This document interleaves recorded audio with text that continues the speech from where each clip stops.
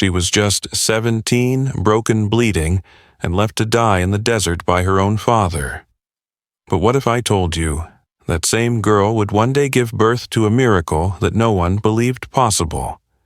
Stay with us, because this isn't just a story of survival. It's a story that will change the way you see love, healing, and the power of second chances. The wind howled across the barren stretch of Arizona, whipping up red dust that stung the skin like tiny needles. It was a place where dreams dried up faster than morning dew, where the sun seemed to rise only to punish. No birds sang here, and even the cacti looked weary from the heat. If you ever found yourself standing at the edge of the Dawson Ranch, you'd feel it, that unshakable heaviness in the air, the kind that warned you something had gone terribly wrong. Emily Dawson was born into this dust. At 17, her hands were already calloused, her shoulders permanently tensed from hauling buckets, mending fences, and wrangling livestock. But the real weight she carried wasn't the ranch or the labor, it was the silence. The kind of silence that wrapped around her every time she looked at her father and found nothing but stone. Paul Dawson was a man of few words, but when he did speak, his voice was gravel and steel, and every sentence sounded like a judgment. He never said he loved her. He never even said her name, unless it was to assign a chore or criticize her effort. "You call that clean start over," he'd bark, never glancing up from his coffee. Emily lived in a world where kindness was rationed like water, and she was always left thirsty. But she had a secret. At night, after the cattle had been fed and the house had gone still, she'd pull out a worn book from beneath her mattress. Poetry stolen years ago from the Flagstaff Library. Its pages were yellowed and frayed, but they were alive. They spoke of far-off cities, soft lights, people who laughed more than they cried. She read the words aloud in whispers, tasting their rhythm, letting them lift her above the dust for just a little while. Emily wanted more. Not money or finery, but warmth, connection, freedom. She didn't want to die with her boots on, buried on the same land that had drained the life from her mother, whose grave sat under a crooked mesquite tree out back. Her mother's death had changed everything.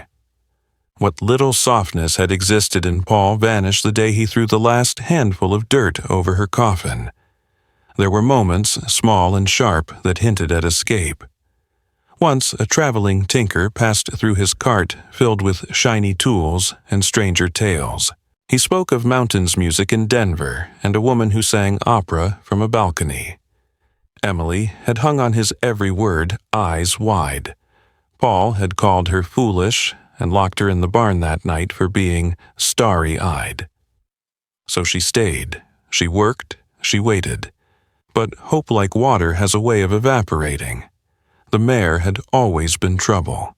Wild-eyed, unpredictable, with a kick that could shatter bone. But Paul didn't believe in wasting resources, and so he told Emily she would break the animal herself. No saddle, no assistance, just grit and obedience. The corral was silent that morning, save for the scuff of boots on hard earth and the snort of the anxious horse. Paul stood at the fence, arms crossed, eyes like flint.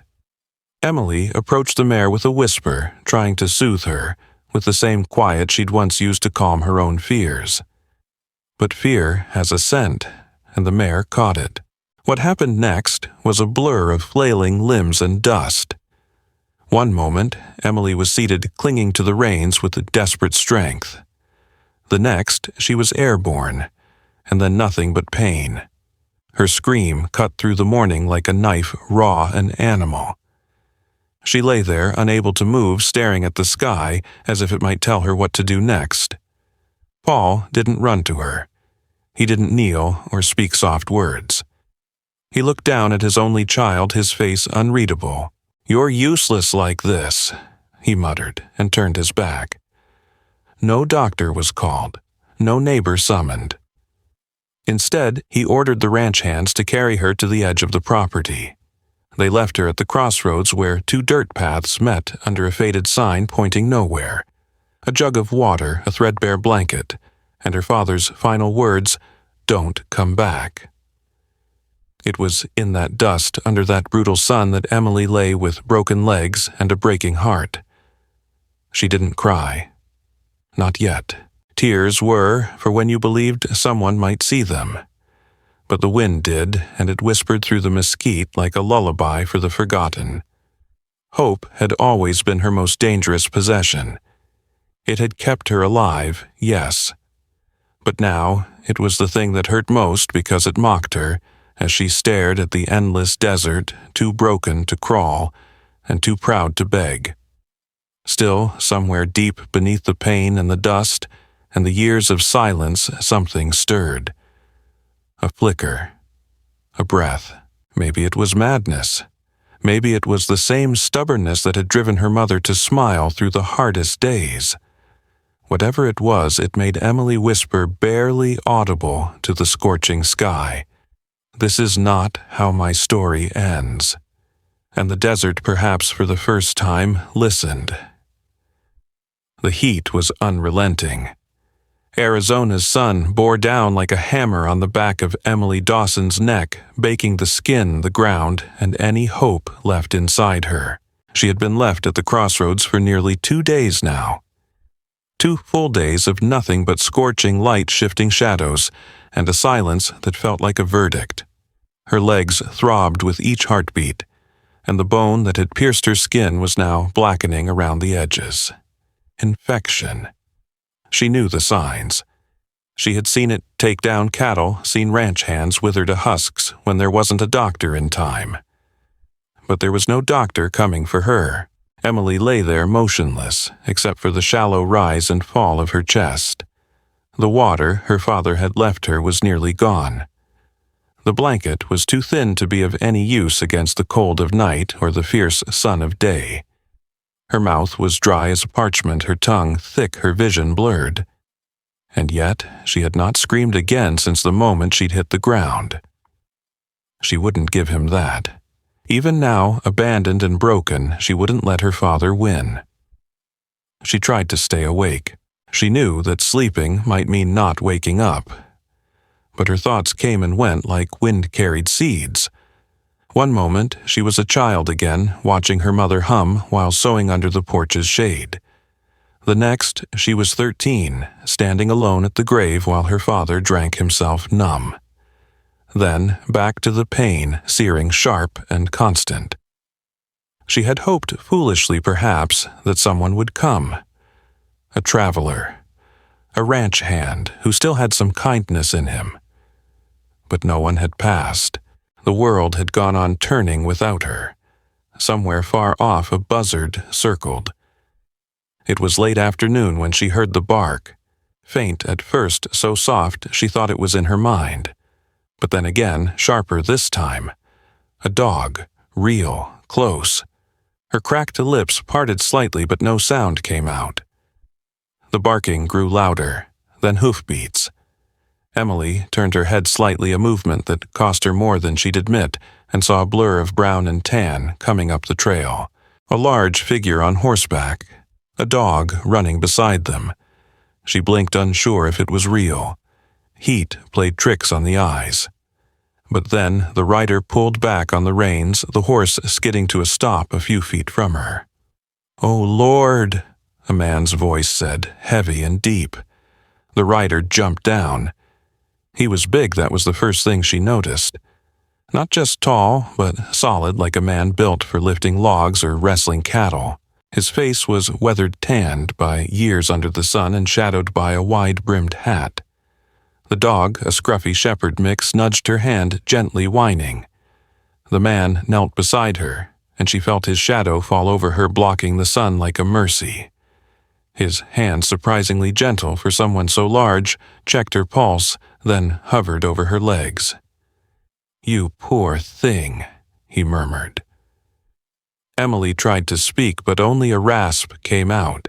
He uncorked a small canteen and tilted it to her lips, letting her sip slowly. It tasted like life.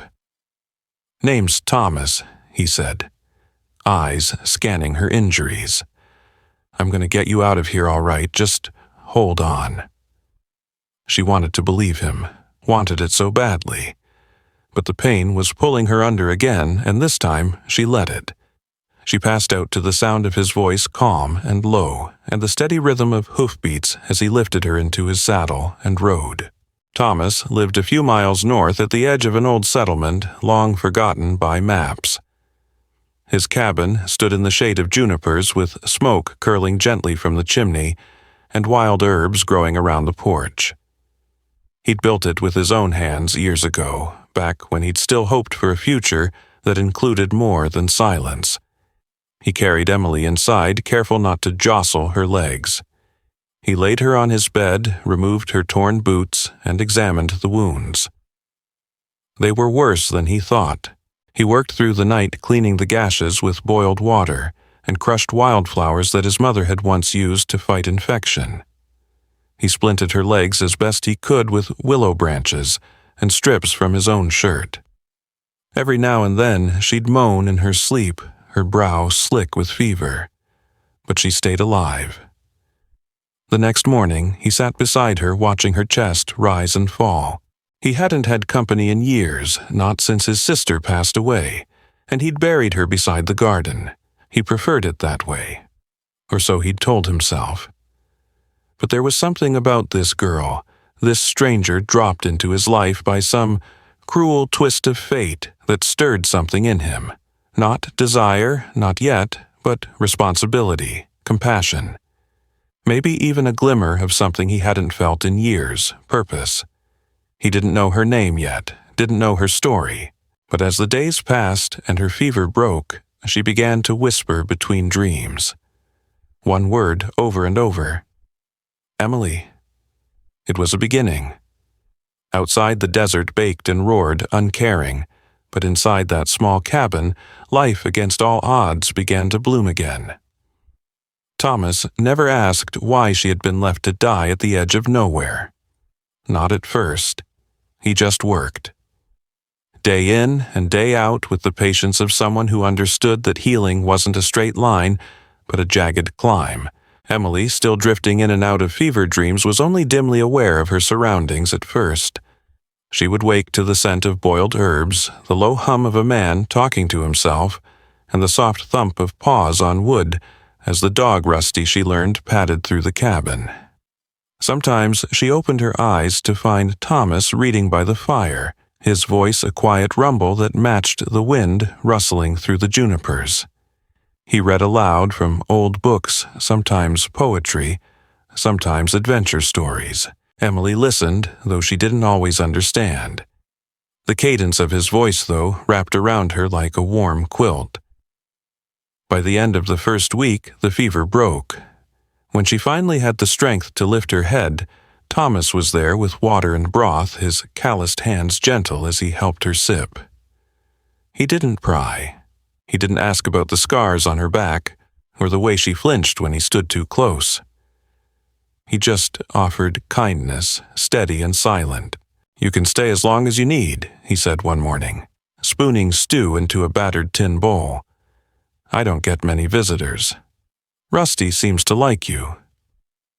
She managed to smile for the first time in what felt like years. "Thank you," she whispered. Her voice was rough, but it carried weight. Over the weeks that followed, Thomas introduced her to the rhythm of life on the edge of the world. Mornings were for tending the goats, collecting eggs from a small coop, and walking the perimeter with Rusty. Afternoons, when the sun grew cruel, were spent inside, he teaching her to carve wood, she showing him how to sketch. She drew mountains, trees, sometimes faces. One evening, she gave him a small drawing of Rusty. He didn't say much, but the drawing stayed pinned above the hearth. Healing was slow. Her legs remained fragile, and some days the pain came back with a vengeance. But she had her hands, her mind, and increasingly her voice. She started asking questions about the books on his shelves, about the faded photo on the mantel of a young woman in overalls. His sister, he explained, who died too young. About the garden out back wild with lavender and sage. One night, as a storm rolled in over the mountains, Emily sat by the window watching the sky shiver with lightning. Thomas sat nearby, sharpening a knife by lamplight. She turned to him, her face half lit by fire. "Why are you alone out here?" He paused. The room fell still. "I used to dream of a family," he said, finally not looking up. "Kids, laughter, a full table. But I got sick as a boy. Fever took a lot from me. Left me, unable to have children." She waited, letting the silence stretch. She didn't interrupt, just listened. It made me feel like less of a man, like I had nothing to offer. He set down the knife.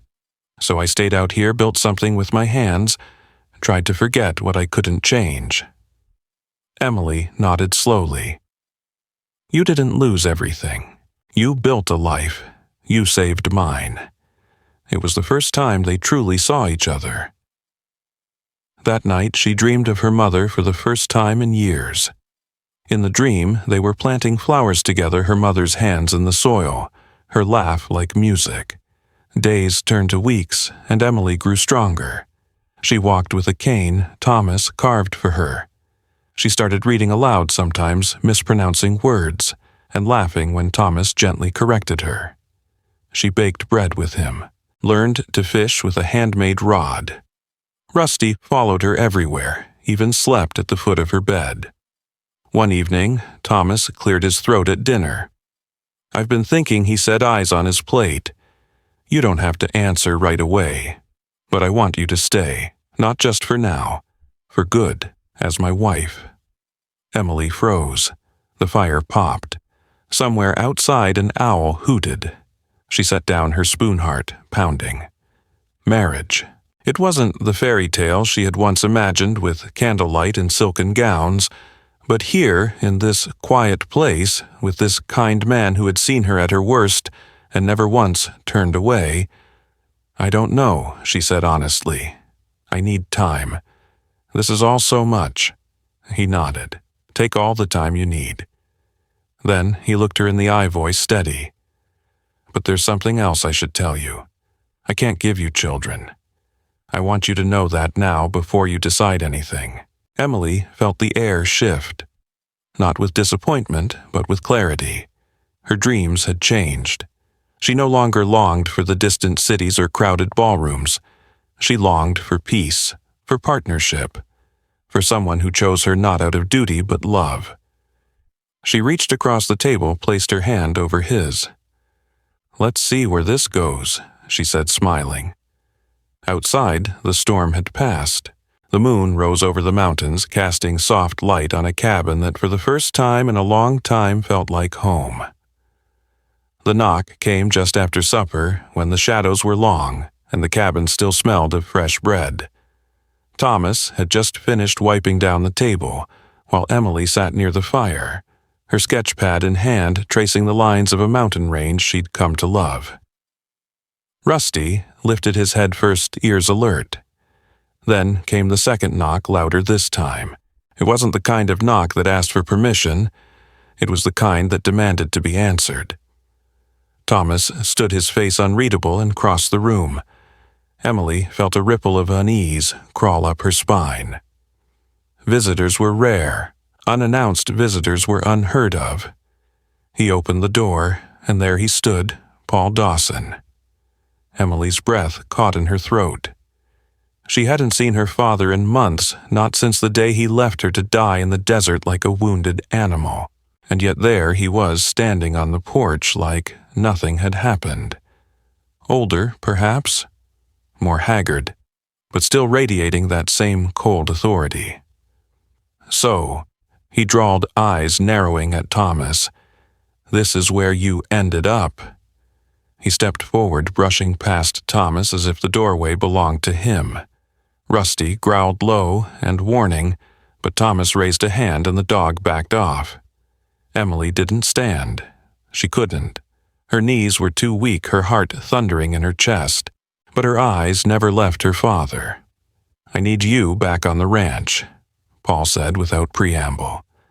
"I lost 2 hands to a fever, and another just ran off.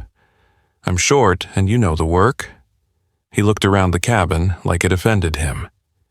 His lip curled slightly. "You've clearly made yourself comfortable playing house with this man." Thomas moved to stand beside Emily.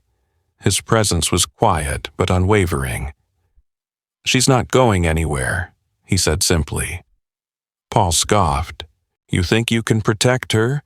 You don't know what kind of burden she is, always was, always will be." Emily flinched. The words were sharp as ever, but this time something in her resisted the sting. "I'm not a burden," she said softly, but with strength. Her voice wavered for just a moment, then steadied. Paul turned to her eyes, narrowing. "You're weak. You've always been soft. Dreamer. Useless. You think this life out here means you're free?" She stood then. Slowly, but she did. Leaned on her cane, raised her chin. "This life saved me. Thomas saved me. And I don't owe you anything, not anymore." Paul stepped forward, jaw tight. "I raised you, fed you. You think that means nothing." Emily reached into a drawer and pulled out a small sketch. She handed it to him. It was a drawing she'd done weeks ago. A crooked house under a looming sun, a girl standing outside it, barefoot and alone. "That's what I remember," she said. Her hand trembled slightly, but she didn't pull it back. He looked at it, blinked, then let the paper fall to the floor. "You'll regret this," he spat. "When the winter hits and he can't keep you warm, when you're crippled for good, when you need more than this patch of dirt can offer." Thomas stepped forward, now eyes steady. "Leave. Now." Paul opened his mouth and closed it again. For the first time, uncertainty flickered in his eyes. Then he turned, stomped out the door, and disappeared into the gathering dark. The silence that followed was deep and full. Emily felt the tremble in her knees but stayed standing. Thomas took her hand, steadying her. "He won't come back," he said. She nodded. "But if he does, I won't be the one who's afraid." That night they didn't speak much. They sat close, the fire crackling rusty, snoring gently at their feet. Emily watched the flames and thought about all the years she'd wasted believing she wasn't enough. About all the times she'd bit her tongue instead of speaking up. Her mind replayed memories like old films, how many chances she'd had to speak to defend herself, but stayed silent out of fear. She had known hunger, cold, isolation. She had tasted bitterness so strong it lingered on her tongue even in her dreams. And she had lived with the crushing weight of believing her life didn't matter. But now, as she looked at the man beside her, the man who had pulled her from the edge of death, who had seen her scars and stayed, she understood what love looked like. It wasn't grand. It wasn't fireworks. It was steady hands, gentle patience, and a promise that didn't need to be spoken aloud. The knock had come and the past had entered like a storm. But storms pass, and in their wake the air is clear. Emily leaned her head on Thomas's shoulder. He didn't say a word, just placed his arm around her as if to say, "You're safe now." The past had come knocking, but this time she hadn't opened the door alone, and she never would again. The first sign came quietly, almost too gently to notice. Emily awoke before dawn, wrapped in the comfort of her quilt, and something felt different. Not painful, not wrong, just unfamiliar. She lay still for a moment, listening to the breath of the cabin, to Rusty's soft snores at the foot of the bed, and Thomas's steady rhythm beside her. A wave of queasiness passed through her, subtle but insistent. It wasn't like the other illnesses she had known. It was slower, deeper, almost like her body was whispering something only her heart could understand. She didn't say anything at first. Days passed, then a week. The nausea lingered, and her body began to shift in ways she couldn't ignore. Emily had never imagined motherhood. It had always seemed a distant thing, impossible, especially after what Thomas had shared with her. That door she thought had been closed, sealed, forgotten. Yet here she was waking every morning with the strange certainty that something impossible might be happening. She walked into town alone for the first time in months. The journey was slow, her cane steady beneath her hand, but her heart beat with purpose. In the back of the general store was Mrs. Louise, the town's oldest and wisest midwife. With her silver hair tied back and fingers forever stained with herbs, she had delivered more babies than anyone could count. Mrs. Louise took one look at Emily, set down her tea, and said, "Well, now there's a glow on you I haven't seen before. Sit, child. Let's see what the good Lord's done." Emily sat. Her hands trembled slightly. The exam was quiet, tender. And when it was over, Mrs. Louise placed her warm hand over Emily's. "You're going to be a mother, sweetheart, the kind of miracle you don't see often." Emily didn't speak. Tears spilled before words could find their way. She sat in stunned silence, joy and disbelief tangled like vines in her chest. "Are you sure?" she finally whispered. "As sure as the sun rising." Louise smiled. "I don't know how it's happened, but sometimes life doesn't need a reason to be beautiful." The walk home felt like floating. Every tree seemed greener, every breeze gentler. When she stepped through the cabin door, Thomas looked up from the hearth. One glance told him something was different. She knelt down slowly and took his hands in hers. "Thomas," she said softly, "we're going to have a baby." His eyes widened. For a long moment he simply stared, like trying to make sense of a language he had forgotten. "But I can't. I know," she said, smiling through tears. "But somehow, here we are." He pulled her into his arms, holding her with such care it nearly broke her heart all over again. He didn't question. He didn't search for logic. He simply felt. "We'll name her Hope," he whispered, "because that's what she is." From that moment, everything changed. The cabin came alive in new ways. Thomas built a cradle from pine sanding each piece until it gleamed. Emily sewed quilts, her hands finally at peace. She painted tiny flowers on the walls, symbols of rebirth and joy. Even Rusty seemed to understand, staying close to her side as if guarding something precious. The people in town called it a miracle. Some whispered that the desert had given them a gift in return for the pain they'd endured. Others said it was just luck. But Emily knew better. She had walked through fire, through abandonment, fear, and loneliness. She had stood up to a man who tried to bury her worth. And now she was bringing something into the world that would outlive all that hurt. When the time came, the labor was long and hard. The storm outside echoed her cries, lightning flashing across the sky like firelight from heaven. Thomas held her hand through every wave of pain, whispering her name, never letting go. Louise worked calmly, steadily, just like she always had. Then, in the quiet of early dawn, as the sky turned from charcoal to gold, the cry of a newborn broke through the stillness.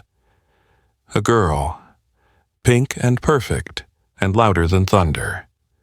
Emily held her daughter close, weeping into the fine down of her hair. Thomas sat beside her, one hand gently on her back, the other cradling their tiny miracle. Hope. She was everything they never thought they could have. A symbol of resilience, of second chances, of love so fierce it defied logic. Paul Dawson never returned.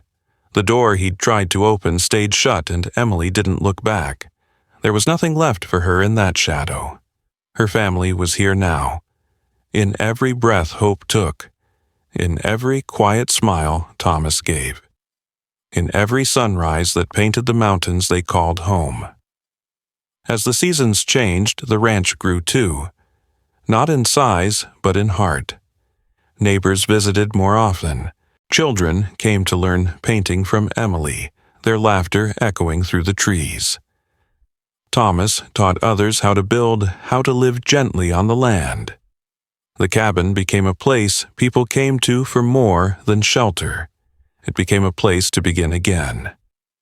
Hope grew strong. Wild curls and curious eyes, always running, always asking. She had her father's quiet nature and her mother's fire.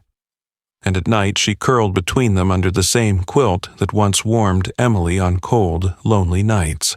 Now it was warm with love. One evening, years later, as the sun melted into the horizon, Emily stood on the porch with Thomas. Hope chased fireflies in the yard, her laughter filling the air. Emily leaned against Thomas and sighed. "I used to wonder how my story would end," she said. Thomas kissed the top of her head. "I think it's just beginning." And under the orange glow of the setting sun, they stood together, surrounded by a life they built from broken pieces. Not perfect, but whole. Emily Dawson's journey began in the dry dust of Arizona, under the shadow of a father who mistook cruelty for strength. At just 17, she was bruised in spirit and broken in body, discarded by the very man who should have protected her. Her world was one of silence, pain, and survival, where dreams were considered weakness and love a luxury no one could afford. Yet, from that desolate place, something extraordinary began to bloom. When Thomas found her on the edge of life, he didn't see a burden. He saw someone worth saving. A quiet man, haunted by his own losses, Thomas had every reason to stay guarded, but he offered her shelter, care, and eventually something deeper than either of them could have imagined, trust. As Emily slowly healed, so, too, did the walls around her heart begin to crumble. The woman who once believed she had no future found herself building a new one moment, one kindness at a time. Their love story was not born of sweeping gestures or grand declarations. It was forged in shared silence, in the simple acts of brushing her hair, teaching her to fish, and building a cane to help her walk again. It was love expressed through presence, through listening, and through believing in someone when no one else had. And when Thomas asked Emily to be his wife, it was not out of tradition or obligation, but a deeply rooted hope for companionship, for a second chance neither thought they deserved. Emily's past came knocking, as it often does when healing begins. Her father, the very source of her deepest wounds, returned, demanding control. But Emily, now stronger and surer of herself, stood her ground. She looked into the face of the man who had abandoned her, and without rage or hate, simply said no. It was an act of quiet rebellion and immense courage the moment she reclaimed her life and her worth. Then came the miracle, a child, a life where none was expected, a promise whispered in a heartbeat. Against every medical certainty and personal doubt, Emily discovered she was carrying a child, their daughter, Hope. It wasn't just a pregnancy. It was the full circle of redemption. It was life pushing through the cracks of despair, flowering where pain once reigned. That baby became more than flesh and blood. She became a symbol of all that had been overcome, rejection, abandonment, and the belief that love was out of reach. Together, Emily and Thomas didn't just raise a child. They built a home, a refuge for others, a testament to healing and generosity. The girl, once discarded, became a woman who taught, who painted, who welcomed children into her garden and laughter into her kitchen. And Thomas, once isolated by grief, became a father, a mentor, a man reborn by love. Their story is not a fairy tale. It is something richer, deeper, a testament to resilience, to the belief that broken things can be mended, and that sometimes the most beautiful lives are built from fractured beginnings. So, what can we take from this story? First, we are reminded that worth is not defined by where we start. Emily's beginnings were cruel, but they did not determine her ending. The world may write us off, but that doesn't mean the story is over. Sometimes, the very moment we think we've been abandoned is the moment our truest path begins. Second, kindness has transformative power. Thomas did not rescue Emily with strength or dominance, but with gentleness and steady care. He didn't try to fix her, he simply stayed. In our lives, we may not be able to solve every problem, but we can show up. We can be someone's calm in the storm.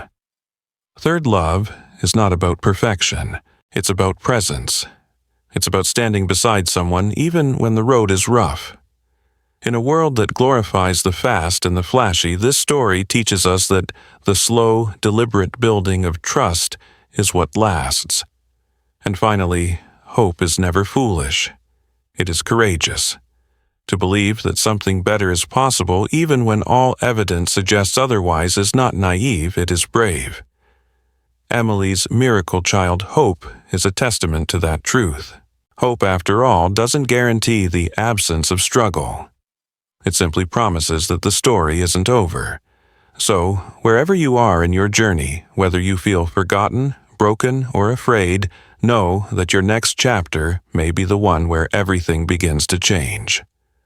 Like Emily, you may discover that strength grows in the quiet moments, that healing often starts with a single act of kindness, and that love, when found, is worth every scar that came before it. Thank you for staying with us through this heartfelt tale.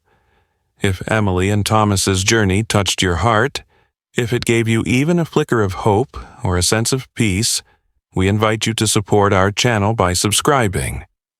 Your encouragement fuels our passion to bring you more stories of courage, compassion, and the quiet power of the human spirit. Subscribe now and saddle up for more legends from the heart of the Old West. Because here at Wild West Stories, every story is a reminder that even in the wildest times, love and resilience always find a way.